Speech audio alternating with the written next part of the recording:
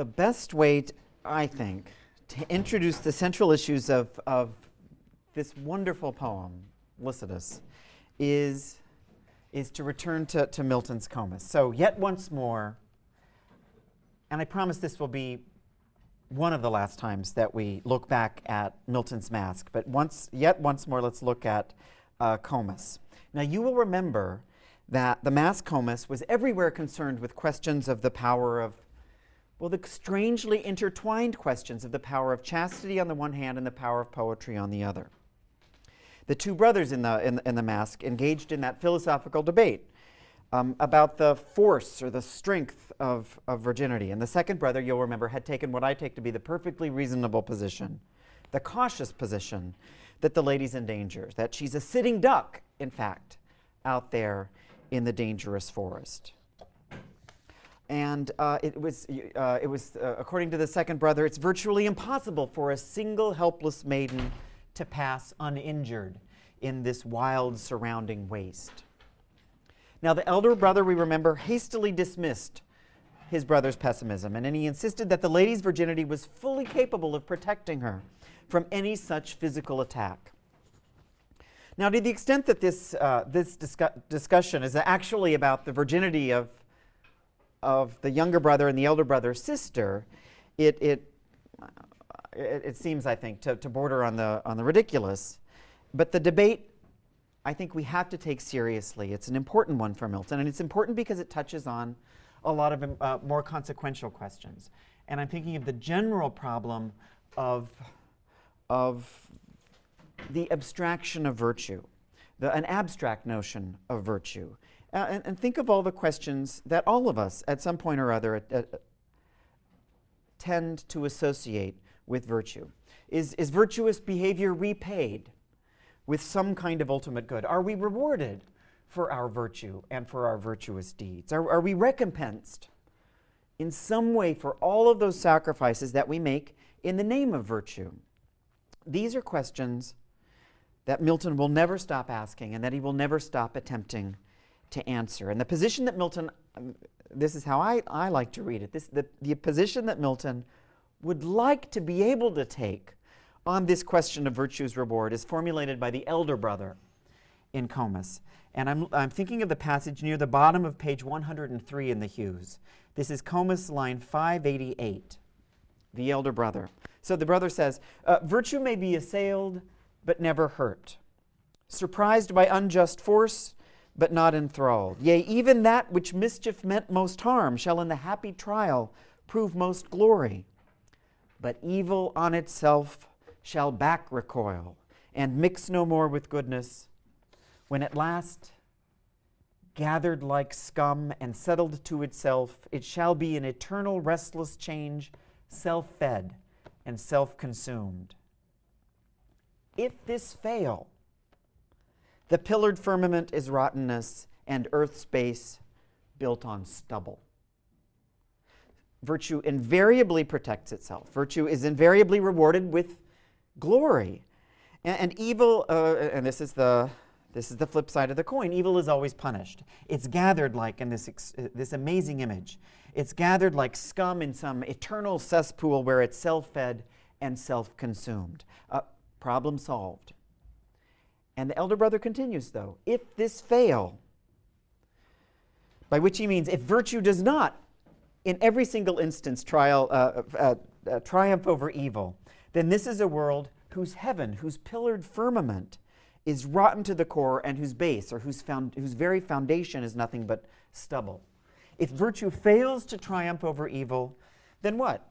Then this simply isn't a world worth living in. That's what I take the elder brother to mean here. And these are unquestionably strong words. And I think it's impossible for us to overestimate the weight of these words. The speech is more than just a pious bit of optimism, like a lot of the speeches, in fact, that the elder brother has given us, we have to confess. It's more than that. This speech is a challenge. The elder brother is challenging God to see to it that some kind of justice is actually effected on this earth. And so I'm going to be placing a particular amount of pressure on this passage because this is the first expression in Milton of a very particular kind of argument, of a religious argument, and it's one that becomes central to all of Paradise Lost. The speech of the elder brothers is a theodicy. And theodicy is the term coined by the 18th century philosopher Leibniz, he applied this term theodicy to just that kind of philosophical sentiment that's implied by its etymology. The theodicy is an account of the justice, the dike, of God, theos. And so to use the words with which Milton would begin Paradise Lost, a theodicy is an attempt to justify the ways of God to men. Now, for a lot of Orthodox Christians in Milton's time, and I think we can say the same for a lot of Orthodox Christians in our own time, to embark upon anything like a theodicy at all can be considered heretical, or at the very least, heterodox. A theodicy can be seen as heretical or even blasphemous for the simple reason that think of what it assumes. It assumes that the ways of God are in fact justifiable. A theodicy assumes that God's justice can be witnessed, that it can be accounted for here on earth. A theodicy assumes that things on earth actually make sense, and that God's ways are ultimately rationally accessible, that they are comprehensible by human beings, and that God can in some way, and this is, I think, the central implication of the elder brother here, that God can in some way be held accountable for his actions. To justify the ways of God to men is essentially to put God on trial for the actions that he performs. And of course, in the central test case, this is what we all care about, for the unfortunate events that befall virtuous people. The next major poem that Milton writes after Comus is Lycidas. You'll remember that Milton published Comus in 1637, and it's 1637, later that same year, that Milton writes Lycidas. And in Lycidas, Milton looks back at the elder brother's theodicy, and it's almost as if he's attempting to test its validity. You can think of Milton asking, in this poem, Lycidas, asking if it's true. Is it true what the elder brother said, that virtue is always rewarded and evil punished? Now, Lycidas, and this is undeniable, is ostensibly, and maybe more than ostensibly, it's an elegy. It's a poem about a death. It mourns the loss of a friend of Milton's from Cambridge. The young man was named Edward King, and he drowned in a shipwreck in the Irish Sea shortly before he took up orders as a minister for the Church of England. And like so many, and I've mentioned this before, like so many of the young men studying with Milton in Cambridge, King was being prepared to pursue a career in the church. Now, and I don't think this is unimportant, King was also, it would seem, he was also a minor poet, an amateur poet. And like Milton, he wrote verses.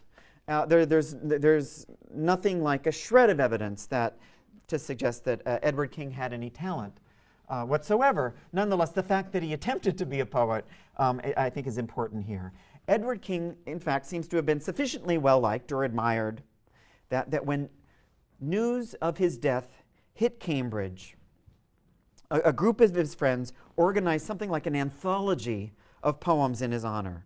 And this is on the handout. The title of the book is Justa Eduardo King Naufrago, Obsequies on Edward King Lost at Sea, or Drowned.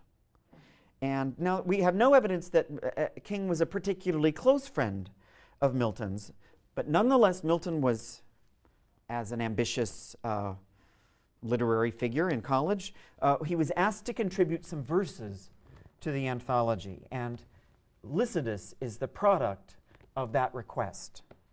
And we shouldn't be surprised that Milton has to be compelled to write this poem. He's still in that awkward phase of unreadiness and under-preparation. Now, readers have always seemed to have agreed that Milton's Lycidas is an enormously admirable poem. But for a few hundred years now, there has been a controversy over how admirable Milton's Lycidas is, specifically as an elegy. The poem is obviously magisterial. It's moving, and just about everyone concedes that at many junctures it's extraordinarily learned. It's obviously learned, but it's also very moving. This is the question, though: is it properly elegiac? Is Lycidas an appropriate expression of grief over the death of Edward King? And does it console others for their grief over Edward King's death? Now, this is a debate that fits into the same category, as far as I'm concerned, as the one between the elder and the second brother. This is a debate that will forever and forever be fruitless because it's unanswerable.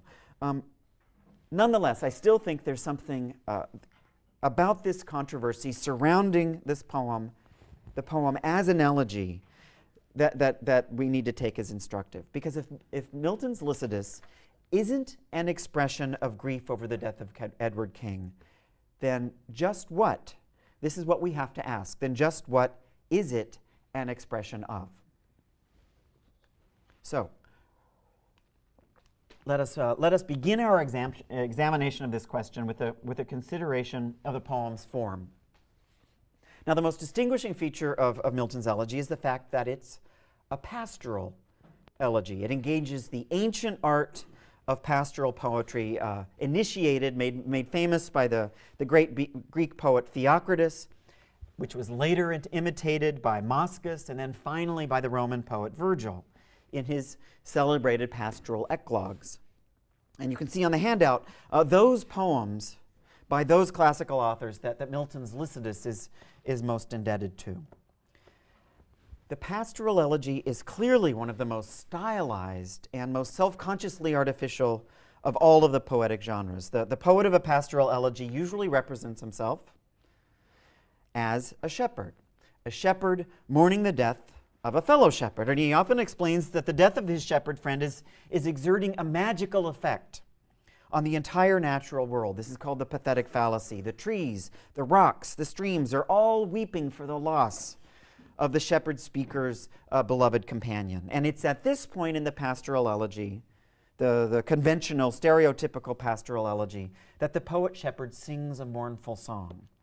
He sings a song in which he recalls all those happy days that he had spent with his shepherd friend in the countryside.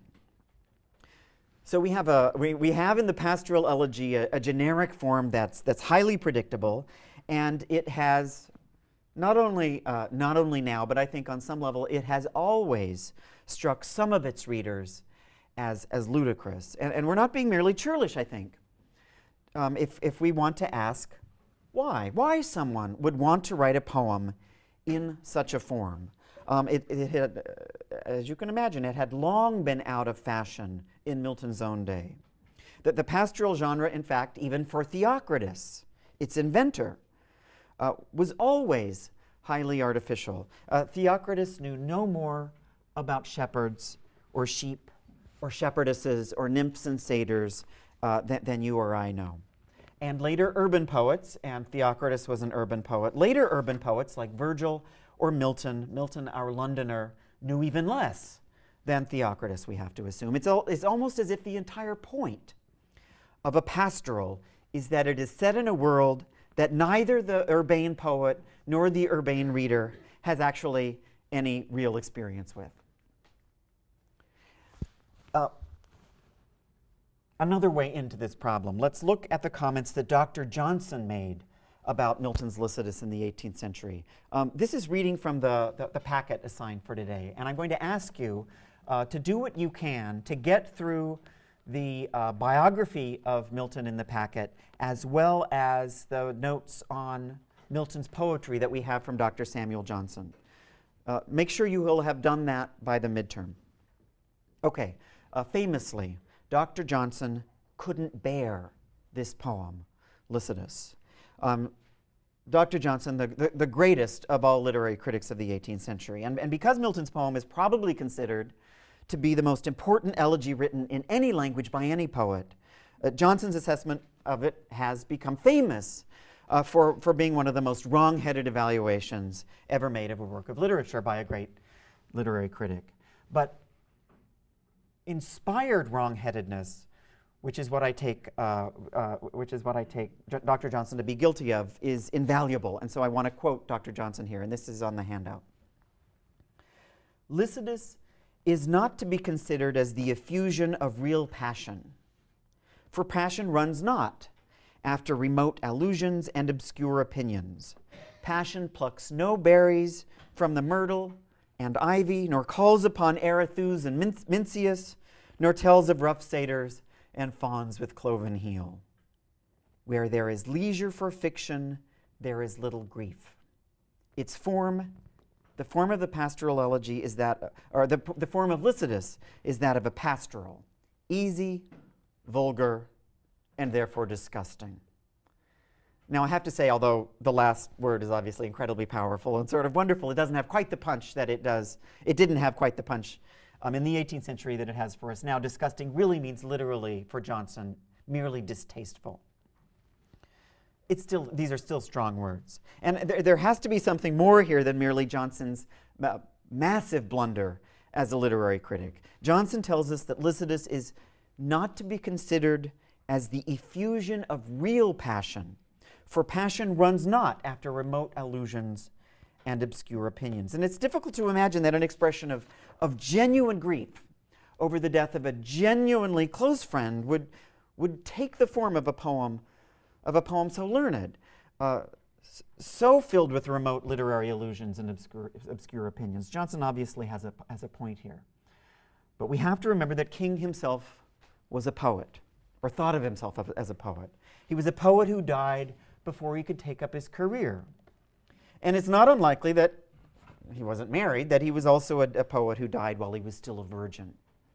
King's death provides Milton with an occasion on which Milton is able to write the most personal poem that he has yet written, and perhaps that he will ever write. He gets to ask all of those questions that are most pressing to him, John Milton. What if the virginal Milton were to die before he was able to take up his career? What if he died before he was able to fulfill his promise as a poet? Before he could publish or make public his talent? The very structure, in fact, of Milton's poem here is what Dr. Johnson would be obliged to call a remote allusion. The poem is based most closely on Virgil's 10th eclogue. This is the poem in which the speaker grieves over a death by imagining a procession of mourners at the funeral. And this really provides the central rhetorical base for Milton's Lycidas. The speaker of the poem mourns the death of the shepherd poet Lycidas and describes this parade, this procession of mourners who make their tribute to the deceased. So look at line. I'll run through some of the essential sections here. Line 76 to 84, we have the god of poetry, Phoebus Apollo himself, who makes an appearance, and he chides Milton for being so concerned with earthly fame. More on that later. Line 88, the next section, Triton, the herald of the sea. He tries to make sense of Lycidas' death. He asks the gods what has happened to Lycidas, and who exactly was responsible for the sinking of Lycidas' ship. Then in the next line, the next 4 lines, we have Comus, the god of the river Cam, appears. He represents Cambridge University, the alma mater, where Edward King and John Milton had been students. And finally, at lines 108 through 131, we have St. Peter, he of the pearly gates. Peter bursts onto the scene, and without question, he's the most terrifying of all of the mourners. And he gives an angry, powerful, vitriolic speech about the terrible state of England, the terrible state of the Church of England, and as a consequence of the terrible state of England in 1637. So the structure of this poem is unquestionably Virgilian, but the sentiments that are voiced in this poem are unquestionably Miltonic, and we will recognize them. Who but Milton could speak the poem's famous opening lines? Turn to the beginning of Lycidas. Yet once more, O ye laurels, and once more ye myrtles brown, with ivy never sere, I come to pluck your berries harsh and crude, and with forced fingers rude, shatter your leaves before the mellowing ear. Bitter constraint and sad occasion dear compels me to disturb your season due, for Lycidas is dead, dead ere his prime. Milton is lamenting once again that Milton has been compelled to begin writing. So Edward King had died, and the editor of the Edward King Memorial Anthology has pressed Milton into service. What could the young poet do?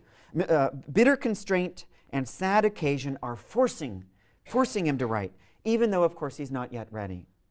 The laurels and the myrtles that he addresses here are, of course, the traditional plants classically associated with great poets. But for Milton in this passage, importantly, these plants simply aren't ripe yet. Their berries are still harsh and crude. They haven't yet had time to develop. And Milton is telling us that he is himself in the process, still in the process of maturing. He's not yet up to the task of a great poem yet. And the only fingers with which he'll be able to hold his pen and write this poem are his forced fingers rude. Now, you're right. You're right if you have the feeling that you've heard a lot of these same ideas before. Milton's nearly 29 years old when he writes Lycidas. He's making exactly the same disclaimer that he had made in Sonnet 7. You'll remember Sonnet 7, how soon hath time. The sonnet that he had written on the sad occasion of his 23rd birthday. That Milton had claimed there that he seemed to have all the outward appearances of an adult male, of a man, but an inward ripeness doth much less appear. His poetic talent, his poetic promise, his poetic ripeness, it hasn't yet burgeoned or made itself manifest. Well, this is 6 years later. 6 years later, when Milton writes Lycidas, he's employing this same fiction of unreadiness and filled with all of the same anxiety of underpreparedness. As in Sonnet 7, Milton writes the first verse paragraph of this great poem, Lycidas, the first 14 lines in the form of a sonnet, essentially the form of a sonnet. And the lines have a distinctly a sonnet rhyme scheme. But look closely. It's not a perfect sonnet in quite the same way that sonnet number 7 was.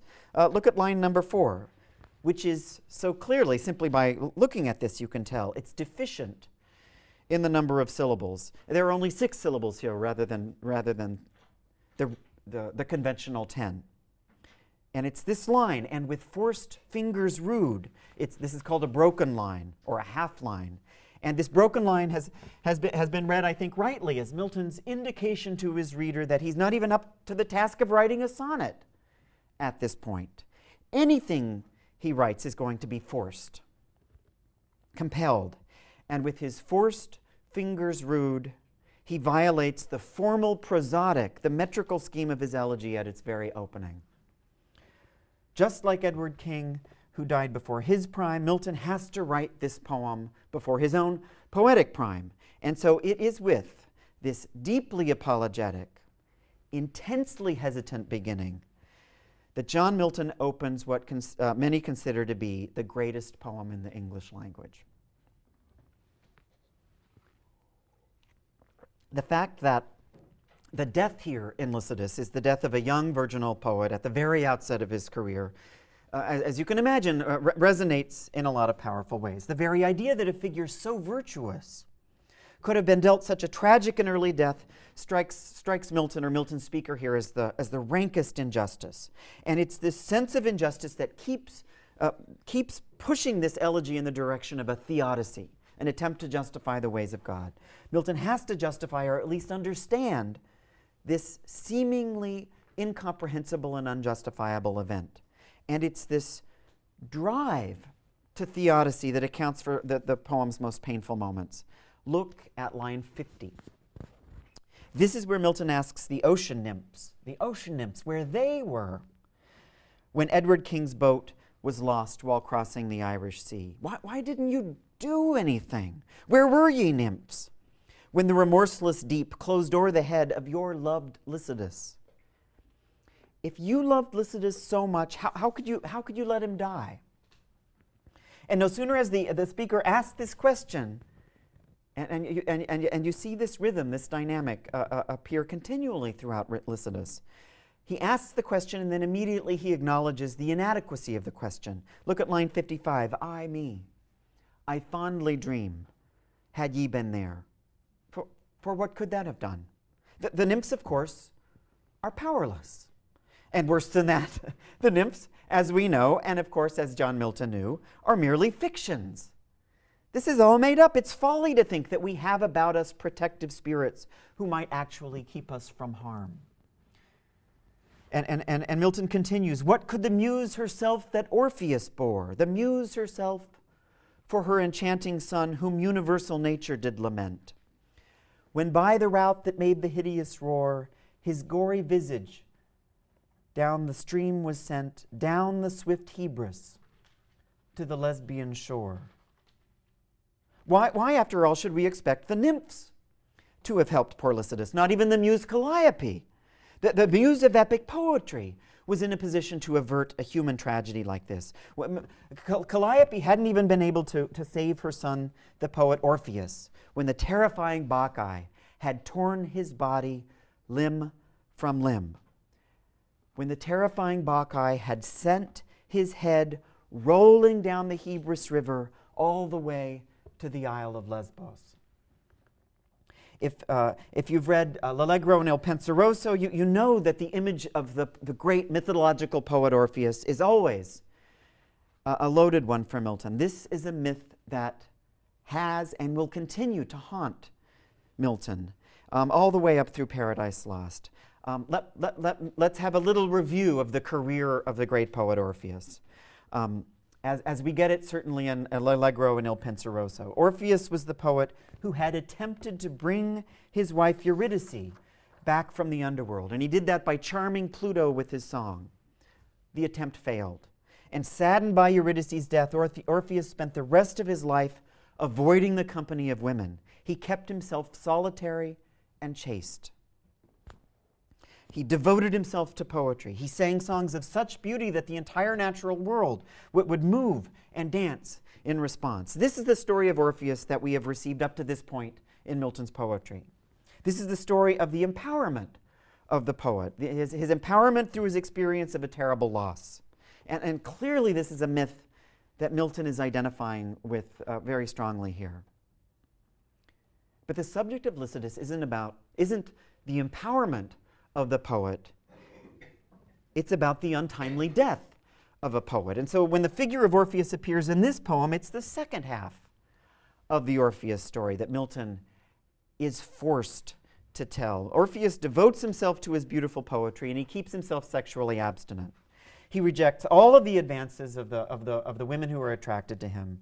But the Bacchantes, the female followers of the god Bacchus, are enraged by what they take to be his coyness. They drown out Orpheus's music with the hideous roar of their howlings and their screamings, and they tear him limb from limb. The chaste poet was unable to pass uninjured in that wild surrounding waste. This violence was so terrible that not even his mother, the muse Calliope, could save him. Orpheus had provided Milton with a paradigm of the poet whose discipline, whose abstinence nourished and strengthened his poetry. And Orpheus, in a lot of ways, seemed like the perfect model of a poet because he had the power to do something with his poetry. His verse actually had a physical impact on the world. The rocks, the woods, the trees danced in response to Orpheus's music. In Comus, the lady had identified with Orpheus as she described to Comus what her speech about virginity would do if she were actually to deliver it. She would bring all of Comus's magic structures down around his head. It's just this Orphic power that Milton, like the lady, was always anticipating for himself. He's been waiting and waiting for his season due so that he can ripen into a powerful Orphic poet. How then can we justify the ways of God to man? How can we justify the fact that the abstinent Orpheus, the virtuous Orpheus, was so brutally assaulted and without any aid from the higher powers? It would seem that the elder brother and his sister were way too optimistic in their assessment of the protected status of the virtuous poet, the protected status of the virgin, the favored role of the poet. Virginity does nothing. Virtue does nothing. Poetry does nothing. All of the self-discipline and all of the self-denial in the world can do nothing. This seems to be one of the implications of this poem. Can do nothing to protect the poet from an untimely death. It's at this moment that the poem reaches a remarkable climax. And I have to say that this is actually only one of the poem's remarkable climaxes. This poem has amazing ebbs and flows throughout its entirety. But without question, this is one of the intensest personal moments in the elegy. Look at line 64. Here we have Milton asking himself all of those questions, all of those vocational questions that this fact, the fact of Edward King's death, seems to open up for him. Alas, what boots it with incessant care to tend the homely slighted shepherd's trade and strictly meditate the thankless muse?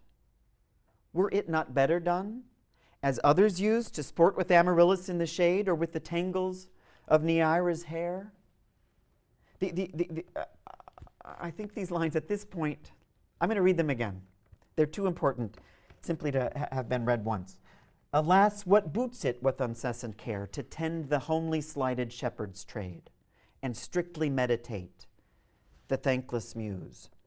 Were it not better done as others use, to sport with Amaryllis in the shade or with the tangles of Neaera's hair?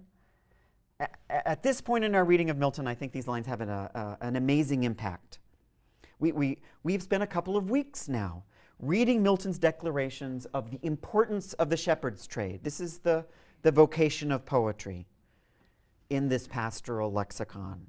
Milton's just written, you remember he's written his father in Ad Patrem that the trade, the vocation of poetry, it may be homely and slighted in his father's eyes, but it was of course worth all of Milton's time, all of Milton's incessant care and investment. And now Milton's in the position of asking, what for? Look, what's this all about? Look what happened to Edward King. What's the point of all of this study, all of this work, all of this self-denial if I could just wind up, this is a good question, if I could just wind up dead tomorrow? And now that I'm thinking of it, why deny myself sexually? Why deny myself physical gratification if I could just instead sport with Amaryllis in the shade or with the tangles of Neaera's hair? And Milton's asking in these lines not simply about actual erotic entanglements, but although I think that's there, a relation with women, but it's a question about erotic poetry as well. Why can't he write love poetry, secular poetry, instead of this much more disciplined, much more difficult mode of sacred and prophetic poetry that he seems already to have wedded himself to? What's the point of making life so hard for himself? Look now, and this is on the handout, at the letter that Milton had written to his friend Charles Diodati. This letter was written at nearly the same time that Milton was writing Lycidas. He wrote, and this too is in the packet, he wrote, "Listen, Diodati, but in secret, lest I blush. And let me talk to you grandiloquently for a while. You ask what I am thinking, so help me God, an immortality of fame." And we read, can you imagine getting such a letter? Milton may well blush at this extraordinary confession. He is courting poetic fame more shamelessly at this point in his career than he has before, and perhaps that he will after. But the death of Edward King is really forcing him to question the point of his pursuit of greatness, of poetic fame, all of his ambition. And the poem continues at line 70. Fame is the spur that the clear spirit doth raise, that last infirmity of noble mind, to scorn delights and live laborious days. But the fair guerdon when we hope to find, and think to burst out into a sudden blaze, comes the blind fury with the abhorred shears, and slits the thin-spun life. It's the pursuit of fame, the noble pursuit of fame that spurs us to scorn delights and to live laborious days. Fame spurs us to pursue the abstinent life of the poet. It's the guerdon, the reward, the prize of fame that we're continually anticipating will burst out someday in a sudden blaze of glory. But as soon as we hope to find that guerdon, the golden ring, comes the blind fury with the abhorred shears, ouch, and slits the thin-spun life. The blind fury here is the mythological figure Atropos. This is the fate that cuts the slender thread by which our lives dangle. And Milton lends a special horror, I think, to this image of a blind fury. And I hope you will agree with those critics, I didn't make this up, who find embedded in these lines something like a figurative intimation of castration. Like the furious Bacchae, the furious Atropos emasculates the man who dares to aspire to poetic greatness. With the abhorred shears, she cruelly punishes the virgin poet for his failure to use on the one hand, to use the sexual body that God had endowed him with, but you also have the image here of the poet's death. You have the image of the cutting off, the castration of the power of generativity. All poetic potency, all power to assert oneself in the world can be severed, and that's it. And I don't think that the critics who see here an image of castration are just imagining it, because there is such a weird and such a persistent interest in the human body, and especially in the poet's body throughout this poem. Milton's focus on the body, on the entire realm of the corporeal, I'm hoping that it feels a little strange to you. And it seems strange, I think, when you consider what is obviously here the Christian context of Milton's Lycidas. Orthodox Christianity teaches us to put aside our concerns for the body when we consider our death. The Old Testament prophet had said, "All flesh is grass," an important verse for the new dispensation of Christianity. And the only thing that matters is the salvation of the incorporeal, the bodiless soul. But Milton is so unorthodox, or at least heterodox, in his insistence on the importance of the body in this poem. Look at the verse paragraph that begins at line 132. Oh, this passage. Milton asks the Sicilian muse, this is the muse of pastoral poetry, asks the muse to help him strew the flowers over the hearse, to strew with flowers the casket in which Lycidas's body lies. The body of Lycidas, even in death, is of an unusual interest to our poet. And the speaker employs, this is an amazingly physical, and I think it's even a sensual language, as he catalogues the flowers that he imagines will cover Lycidas's body. Line 135. Ye valleys low, where the mild whispers use of shades and wanton winds and gushing brooks, on whose fresh lap the swart star sparely looks, throw hither all your quaint enameled eyes, that on the green turf suck the honeyed showers.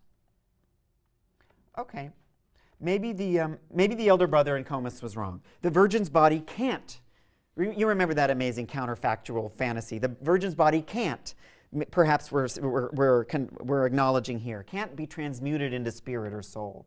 But we can still tend, we can nurse the dead body. We can lovingly care for it and ornament it here in our very corporeal way on earth. It's an intensely erotic passage, decorating this image of decorating King's tomb with flowers. And it's at the height of this vision of our floral decoration of Lycidas's hearths that the speaker is suddenly caught up short. Look at line 154. We read line 154 and we realize we have been had. We've been sucked in. We have just participated in one of the biggest cheats that poetry can offer. I, me. the speaker cries in 154, "Ay me," he says, as he realizes, of course, there will be no flowers. There's not going to be a hearse. Why not? There's no body. There's no body to decorate. What have we been thinking? Lycidas was drowned. His remains are unrecoverable. This is a terrible moment of realization on the part of the speaker. Whilst thee the shores and sounding seas wash far away, where'er thy bones are hurled, whether beyond the stormy Hebrides, where thou perhaps under the whelming tide visitst the bottom of the monstrous world. Milton's confronting here the awful fact that Lycidas's bones, they've been hurled to the four corners of the sounding seas. They could be anywhere. And as if that weren't terrible enough a realization, he goes on to envision an even more grotesque end for Lycidas's body. He conjures, surely this is indecorous. This is wildly inappropriate, I think, in such a pious poem. The indecorous image of the dead Lycidas under the whelming tide, visiting the bottom of the monstrous sea. It's that word "visit" that gets me every time. It's so inappropriate and ghoulish, I think, in this already sufficiently ghoulish context. First of all, it's like a parody of the epic journey to the underworld that we have in so many great classical texts. And it forces us to think, at least for a moment here, of Lycidas as some ghastly underwater visitor, a skeletal, monstrous version of Jacques Cousteau, peering into the unknowable, monstrous, mysterious depths of the bottom of the world. This intensely intimate focus on the human body is out of place in a Christian elegy. And this, of course, Milton knows. And it's because the investment in the bodily world is so great here that Milton ultimately turns to the Christian vision, the more familiar Christian vision of a bodiless afterlife. And this is how this logic goes. We are all familiar with this. Our body remains to molder in the earth or welter in the ocean, where'er, but our incorporeal spirit rises to heaven, where it can enjoy an ethereal, a bodiless world of eternity. And so Milton concludes Lycidas with this standard vision of Christian consolation. This is, on some level, this is textbook Protestant or Catholic Christianity. Weep no more, woeful shepherds, weep no more, for Lycidas your sorrow is not dead. Sunk though he be beneath the watery floor, so sinks the day star in the ocean bed, and yet anon repairs his drooping head. This image of the afterlife is founded on the Orthodox figure for eternity. The body stays to the earth while the soul, like the day star, rises to the sky. But when you look a little more closely at this conclusion, I think you realize that Milton's heaven is almost as invested in the human body as Milton's earth had been. The heaven imagined here is able actually to supply us, in fact, with a better body than the one we had down here. When the speaker writes that the day star yet anon repairs his drooping head, we're reminded of Orpheus. We have an image here of a reconstituted, the repaired body of Orpheus, whose gory, severed head had been sent down the swift Hebrus to the Lesbian shore. It's as if Milton can't let go of this most unchristian attachment to the human body. And I think it's fair to say that Milton can't really imagine or fully invest himself in the Christian heaven until he can fully corporealize it and imagine it bodily. And this is exactly, of course, what he will do in Paradise Lost. Everyone in Milton's heaven has a body, even God himself. God himself in Paradise Lost is nothing but body. His body is the universe itself. Listen to the physicality of the rest of the description of Milton's heaven in Lycidas. This is line 172. So Lycidas sunk low, but mounted high, through the dear might of him that walked the waves, where other groves and other streams along with nectar pure, his oozy locks he laves. And here's the unexpressive nuptial song, in the blessed kingdoms meek of joy and love. There entertain him all the saints above in solemn troops and sweet societies that sing and singing in their glory move, and wipe the tears forever from his eyes. Clearly, the other groves and the other streams are different in heaven. They're different from the groves and streams we have down here, but they don't seem necessarily to differ, I submit, in their degree of physicality. Lycidas is going to shampoo his hair in heaven much as he shampooed his hair on earth, except in heaven there's always a difference. It will be a nectar pure with which he laves his oozy locks. And even more important, Lycidas will continue to sing in heaven just as he had sung on earth, except now he can hear the unexpressive, that means inexpressible, nuptial song. We remember this song. This is the song mentioned in Revelation 14 that Milton is continually alluding to. And we saw him allude to just this passage in Ad Patrem. John the Divine had written in Revelation 14, you know this, and they sung as it were a new song before the throne. And no man could learn that song but the 144,000 which were redeemed from the earth. These are they which were not defiled with women, for they are virgins. And it's virgins who get to sing the nuptial song at the wedding of the Lamb that John also envisions. Milton can't allow himself to embrace the wonderful fiction, that beautiful fiction that had been espoused by the elder brother. The fantasy that virgins don't even die, that their bodies are simply reconstituted somehow as angelic spirits. That went too far. It was too pagan, way too unorthodox. But Milton does permit himself the closest scriptural version of that fiction. And that's John's image in Revelation 14 of the special heavenly rewards for virgin poets. Now, you also looked at, for today, the Latin poem that Milton wrote not long after Lycidas. That's the poem Damon's Epitaph, the Epitaphium Damonis, written on the very sad occasion of the death of Milton's best friend, Charles Diodati, who died the next year, 1638. You remember, this is the young fellow that Milton had confessed his desire for immortal fame to. Look at the end of that poem. This is page 139 in the Hughes. This is where Milton imagines, you have to turn to this. He imagines Diodati just as he had imagined Edward King, enjoying at last his heavenly reward. And this is the English translation because the poem is in Latin.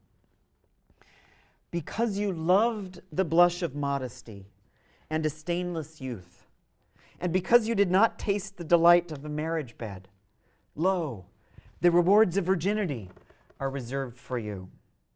Your glorious head shall be bound with a shining crown, and with shadowing fronds of joyous palms in your hand, you enact your part eternally in the immortal marriage where song and the sound of the lyre. Can you even believe what I'm about to say? Where song and the sound of the lyre are mingled in ecstasy with blessed dances, and where the festal orgies rage under the heavenly thyrsus. We recognize the song. This is the song from Revelation of the virgins who could learn and sing the new song before the throne of the Lord.